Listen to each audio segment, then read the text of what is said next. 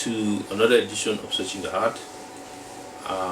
Today, I would like to go into a topic that I have scarcely discussed on this channel. Of course, I've mentioned it here and there, but I haven't been able to go deep into this very topic. And today, I think it's the right time to do so, vis-a-vis some of the reports all over the media about the recent killings in two places around the Jos Plateau area. Of course, in the Bokos area and in the Basa area. A total of about 100 people or more were killed within the last month, and it has been an issue. And also, the same thing is also happening down in the Benue area. Well, there's a temptation actually when one hears these reports going on here in Nigeria, and of course around the Middle Belt. These two states are in the Middle Belt. Nigeria has been going through so many of these crises since the Boko Haram insurgency started around 2010, 2011. And so one is tempted to actually associate it with the Boko Haram issue, okay? But actually these issues are have a longer history than that. And I believe that it is good to understand these background issues. And within that context, we'll be able to now properly understand the crisis going on.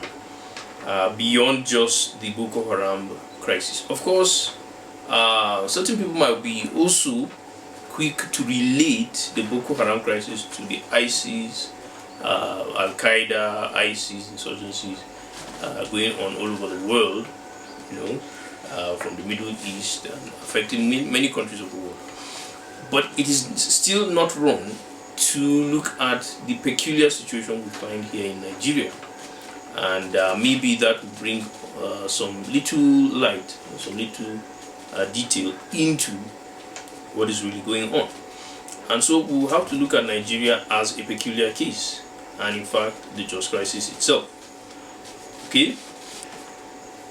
So Nigeria has a long history of many tribes, and I've tried to really go break it down for us about the convergence of many tribes around the area called Nigeria.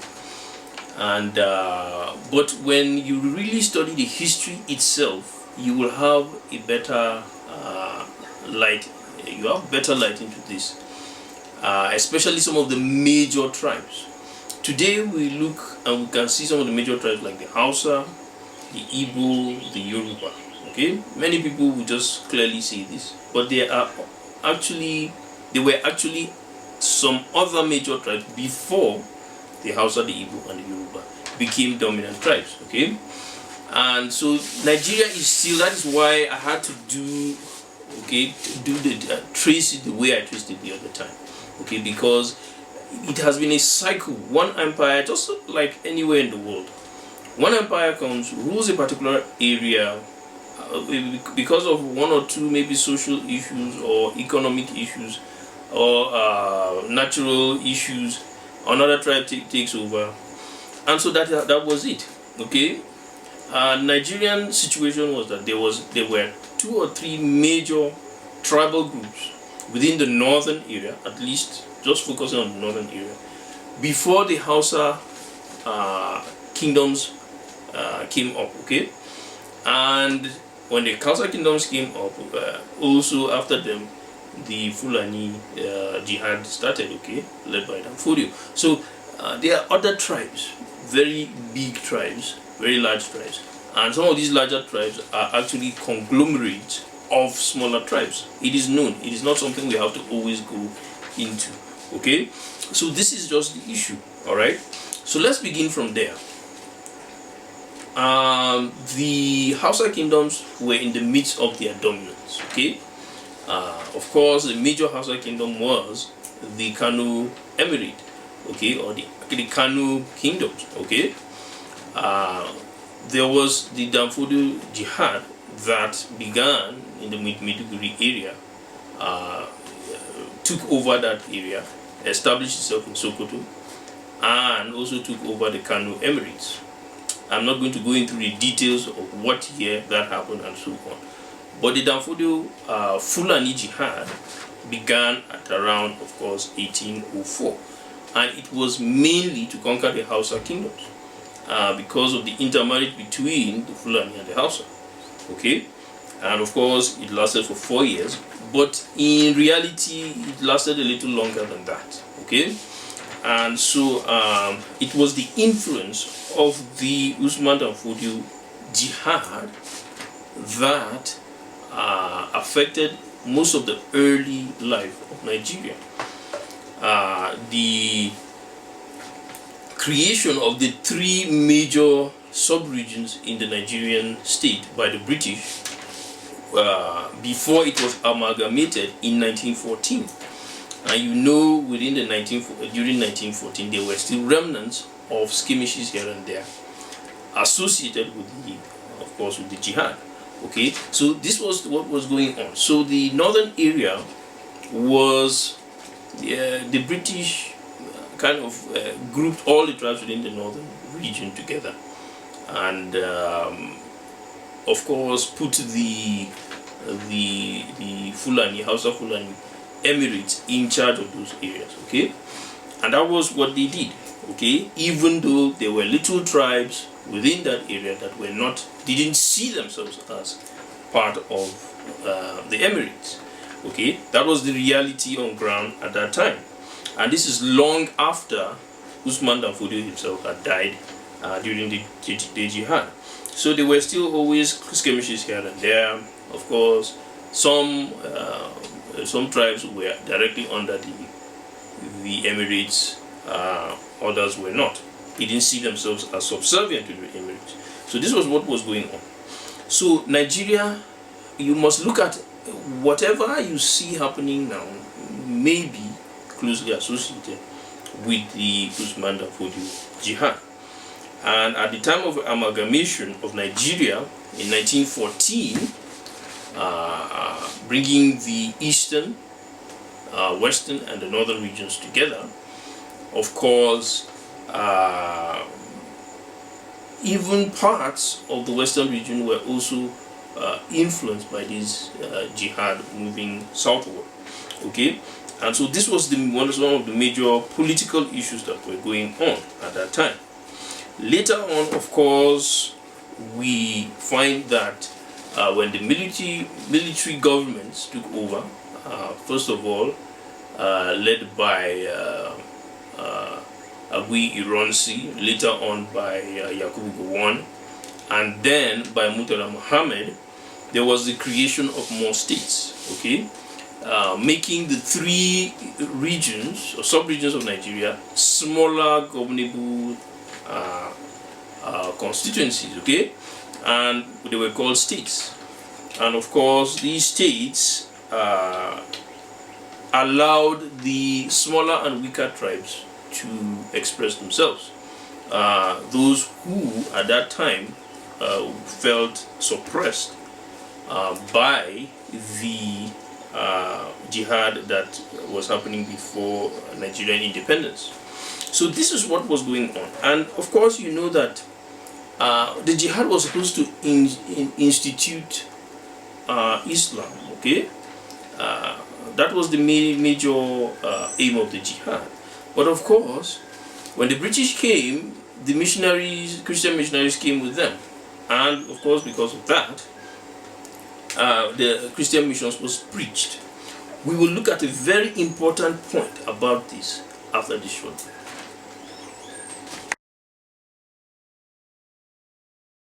Discover a transformative journey into the kingdom of heaven. Following the initial publication, the author dives deeper with 2 insightful follow-up books, Ever felt disconnected from God even in worship? Explore how God's unconventional ways can transform your life.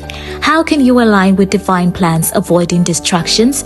Find answers in The Kingdom of Heaven on Earth and The 3, Illuminating Christian Truths and Prophetic Practices.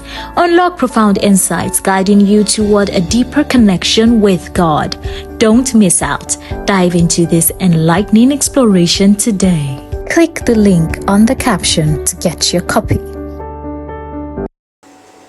It is easy to say that, of course, Islam was first, and Islam should be given, an advantage. And many of the British, in the way they administered the country through the indirect rule, probably had such sympathies. Okay, but it is not as simple as that. Okay, because it is known fact that that very area that was now governed by the House of Fulani, of course, who were Muslims, who had participated in the Usman and Fodio Jihad, was actually governed by Christians before them. Okay, under the Nubian kingdoms, of course. So, and partly by Ethiopia, depending. The boundaries are not too sure, but this is what is known as a fact. And so because of that, this raises a lot of questions. A lot of the tribes within this very area remember through their oral history the existence of this Christianity in this place, and so instructed their children not to accept Islam.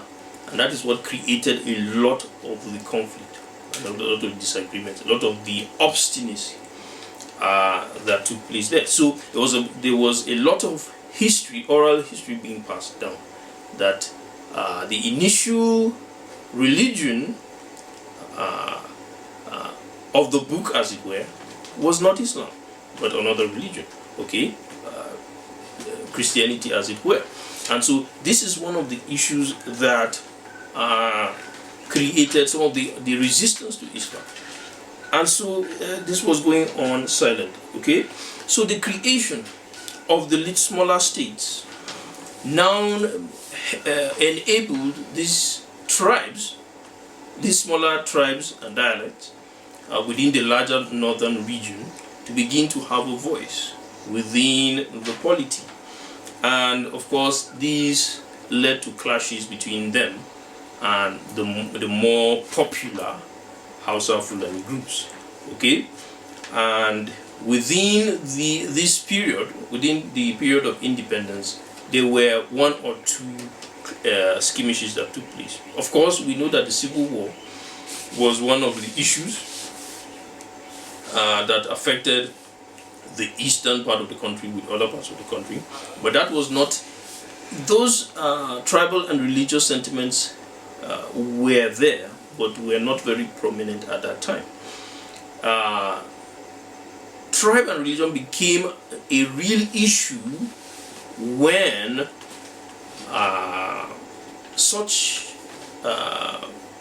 after the creation of these smaller states. So the Usman Danfodio Jihad was a very, very, very strong influence in Nigeria itself, and certain sects that became popular within the Muslim sects had a very, very strong grip, both religiously and politically, in the northern region. And this became an issue after the Murtala Muhammad government had handed over to a civilian regime, and there was a young man called Mohammed Marwa who led a group called the Metesini. Some of these things, of course, these things happened a long time ago, but it was an issue. I remember when we were kids, it was not very strange for people to just start running. When you're in the middle of town and people will just start running, because somebody might shout, Metesini, Metesini, everybody would take off. Because there was this group of radical Islamists called the Metesini who were adamant, probably from sentiments from the Usman Danfodio jihad, to again begin that process. And they were always known to clash the police and clash and just erupt and start killing people. In fact, at one riot that took place in 1980, it is said that between 4,000 and 5,000 people died in just one riot. That was a massive tragedy. And of course, you would know that that was sort of a replay of the Usman Danfodio jihad. But of course, it took place at a time when there was a government in Nigeria. And of course, we know that this man, Muhammad Marwa, was actually a vocal critic of the government of Nigeria. And this led to a lot of riots and killings. I remember it very well when I was a little boy. I was born, around that time. But as I was growing up, it wasn't strange at all to hear Metesini on the street, and people will start running. Or people will say, don't go to work today, don't go to work tomorrow, because of fear of Metesini. Because they were a remnant of this jihadist group that wanted to bring down the government of Nigeria, supposedly. And so this, of course, was taken down during this 1980. This continued, of course, till about 1987, 1988, 1989, 1990. And the Metesini issue died down. But in 1990, the Bauchi riots took place. Okay? 1991, actually, Bauchi riots took place, where many Christians were killed in the Bauchi area. And subsequently, the Kaduna riots were multiple. Some of the worst riots that affected Nigeria during the early 90s. They were basically religious riots, okay? Muslims, trying to assert some kind of superiority within the northern states, Bauchi and Kaduna. Of course, we know that Bauchi and Kaduna were formerly part of the Kanu Emirate. Okay, Bauchi had its own emirate, but of course, and Kaduna was also part of that emirate. So there's that continuous struggle to try to reassert the principles of the Usman Danfodio jihad. And these things cannot be pushed under the rug if you are really interested in solving the problem of insurgency in Nigeria, because they are very vivid things that happened, quite vivid in the imaginations of those of us who lived through those periods. Okay, the Bauchi and the Kaduna riots. Okay, especially the Kaduna riots. Okay, very, very frequent. So many of them took place, were very terrible, became an issue for the government, and so on. Now, these things really did not affect Jos. Of course, Jos is further south from Kaduna and Bauchi. Okay. Now, it seems as you move down south, of course, the intensity kind of reduces. But when you look at it, as you go further forward or in history, you discover that, of course, it seems to be moving southward. The frequency of crises seem to be moving southward, and Jos was never affected by the crises until about 1994/95. Okay, suddenly there was an issue of chairmanship position that was up for grabs. Nigeria was beginning to experiment with democracy. Of course, the military had kept some of these things under its tight grip. so that those crises will not explode and will not ravage the whole country. But this time was the time of democracy. In 1995, local government positions were up for grabs, and the Jos North local government chairmanship was up for grabs. Okay, and this opened the door for the eruption of a crisis in the Jos area. We'll talk more about this after this break. A sign of hope still lingers in the evening sky, and the cock still crows at dawn, that the children still have a future, that even in the dark their eyes still glow with hope for that pathway to justice, peace and equity, that even in their youth they will see a better Nigeria, and they shall have cause to smile again, that the elderly will lay down their heavy burden and cease from their struggle, and in their twilight they will see a glimmer of hope. At 50, let peace reign from engraved in gold and grow. A Christian partnership for a better humanity.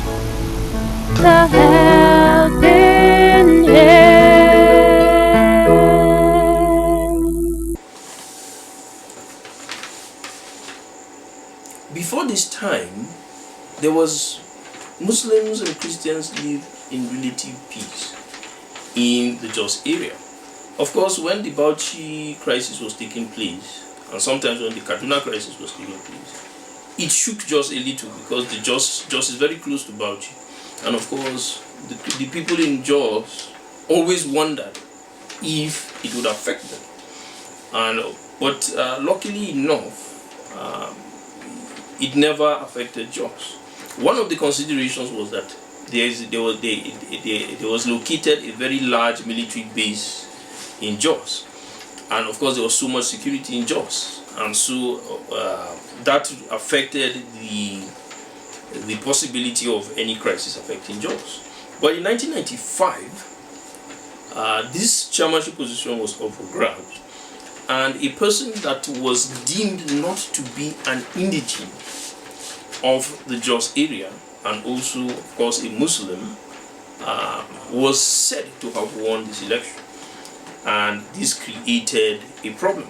Okay, it created a crisis because the indigenes felt that they were far more in number than this very Hausa Fulani group. Okay, and this created a crisis in Jos. It was a small crisis, but wasn't really that bad. It was quelled very quickly. But this was the foundation of the problems that started affecting Jos. Of course, had their origins in Bauchi and in Kaduna, of course, and can be traced back to the Metesini and back to the jihad, and of course, but this was the beginning of this affecting the Jos area. Okay, and of course the government found ways of going around this issue and placating the indigenes, of course, but it became a very serious issue and led to the September 7th riots, the very bloody September 7th riots in Jos, where more than 200 people were killed in this crisis. And this was a crisis that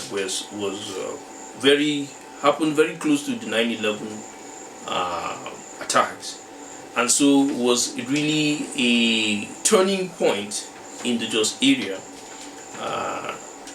where many people had deemed it an impossibility because of the security situation. Okay, the presence of military barracks, police barracks, Air Force barracks, all in Jos. And so people felt it was impossible for these things to happen in Jos area, but it did happen. Hundreds and hundreds of people were killed within a few days of these riots, 2001 riots in Jos. And this was the the match that leads the flame of the crisis that perturbs the Jos Plateau since this time. Okay, and this is very important. It's a very important date to remember in the life of Jos.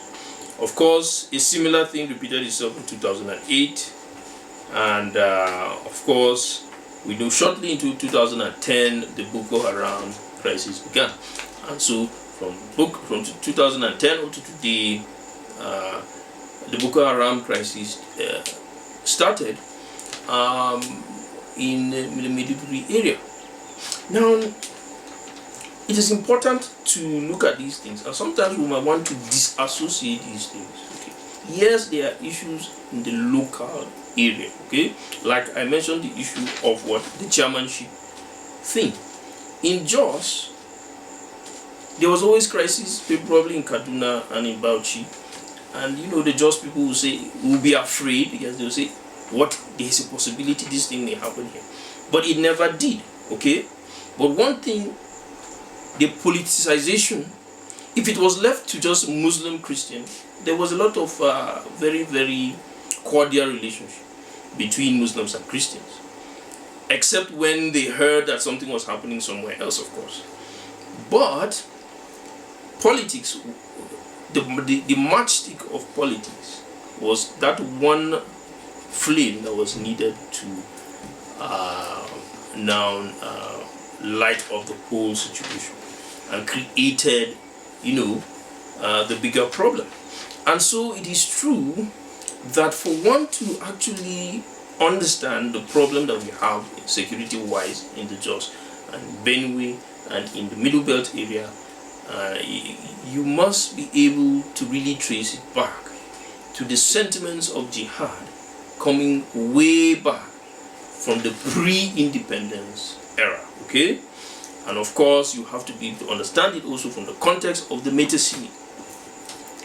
Though all these things, like for example the Metesini crisis took place in 1980 under a civilian rule. Okay, somehow the things become very bloody when the civilians come to power. Why?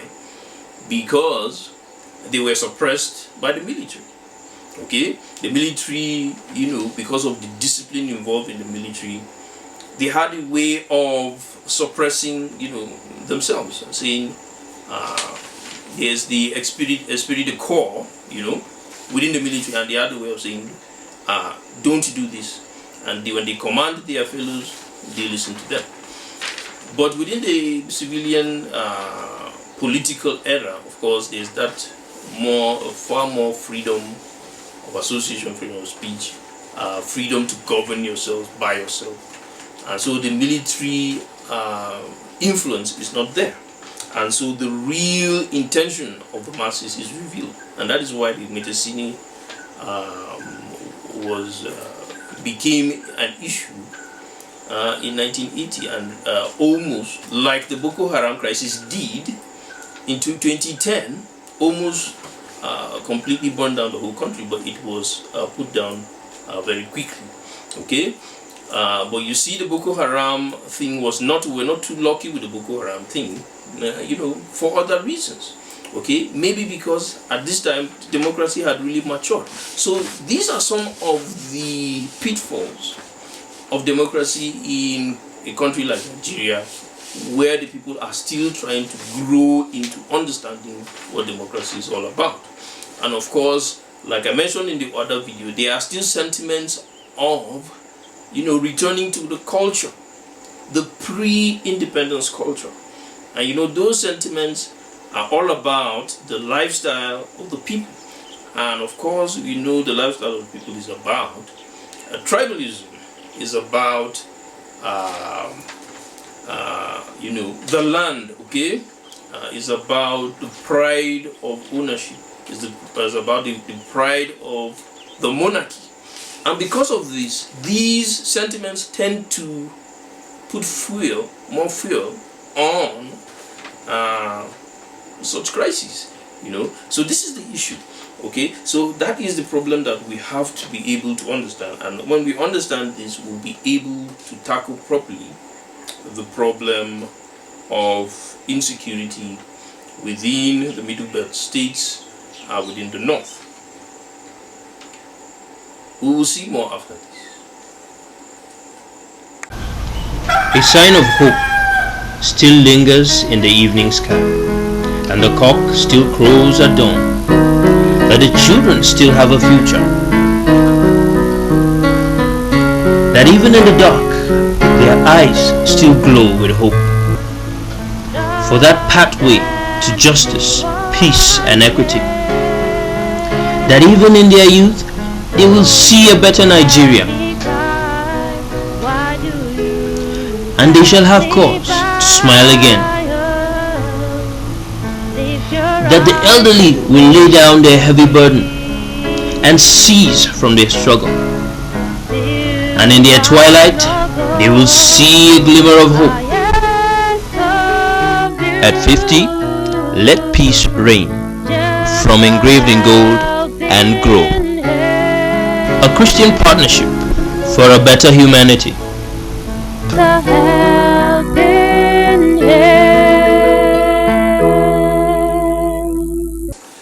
Finally, as I try to round up this video, I want to look at two issues, and these are sociological issues.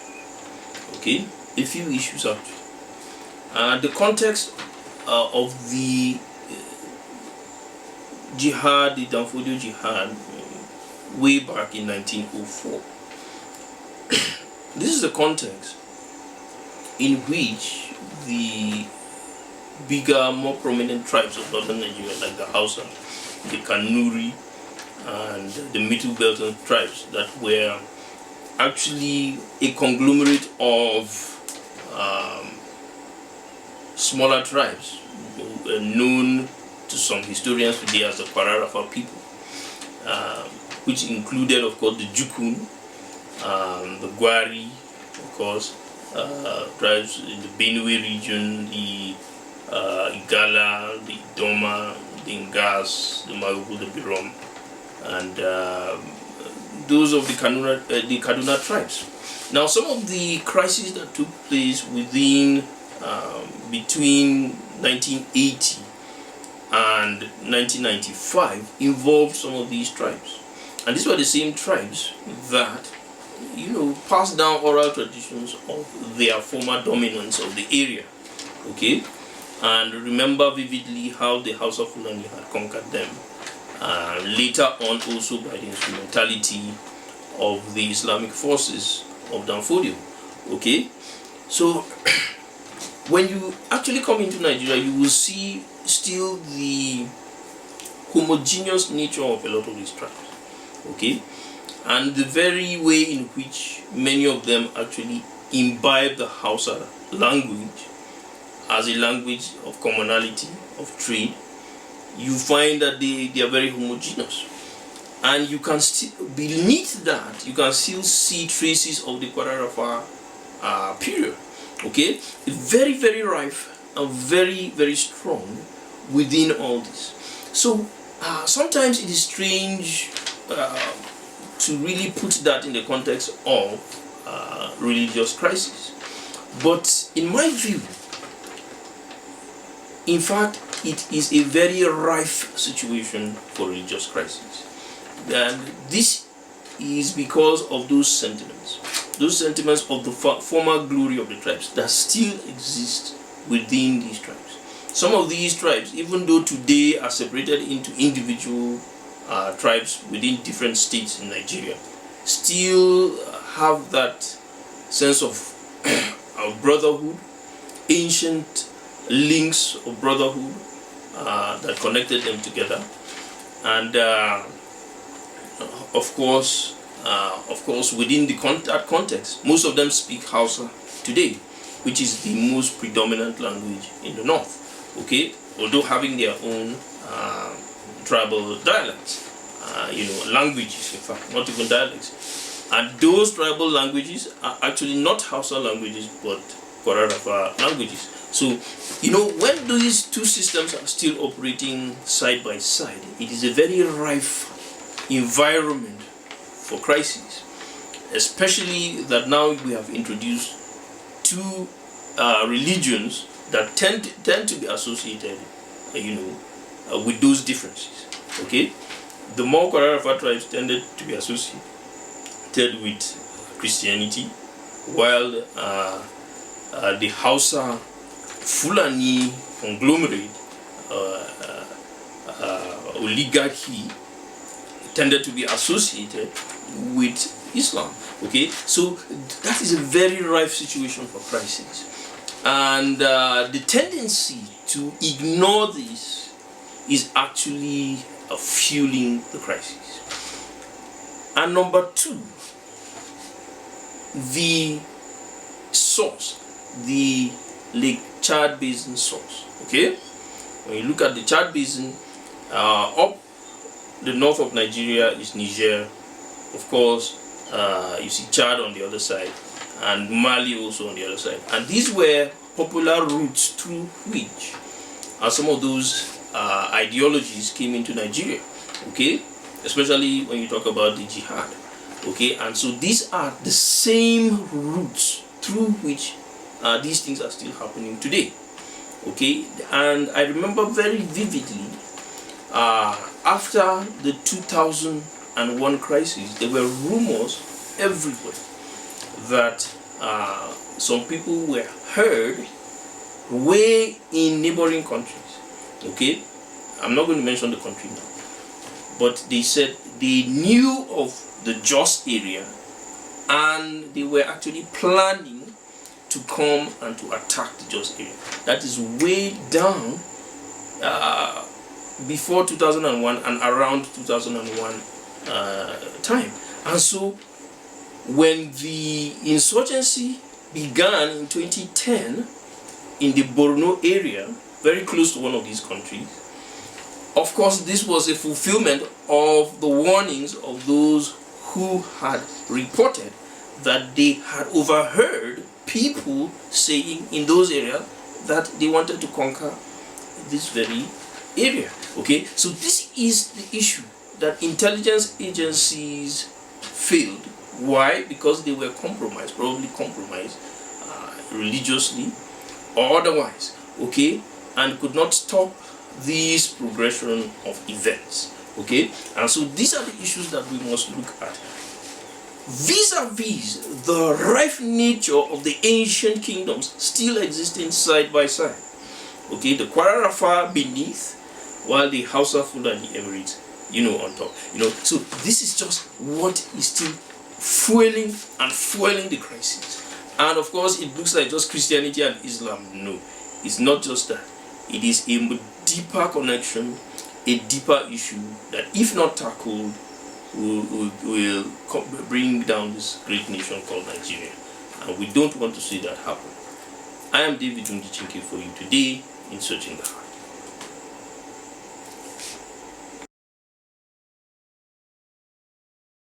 Discover a transformative journey into the kingdom of heaven. Following the initial publication, the author dives deeper with two insightful follow-up books. Ever felt disconnected from God even in worship? Explore how God's unconventional ways can transform your life. How can you align with divine plans, avoiding distractions? Find answers in The Kingdom of Heaven on Earth and The 3, Illuminating Christian Truths and Prophetic Practices. Unlock profound insights guiding you toward a deeper connection with God. Don't miss out. Dive into this enlightening exploration today. Click the link on the caption to get your copy.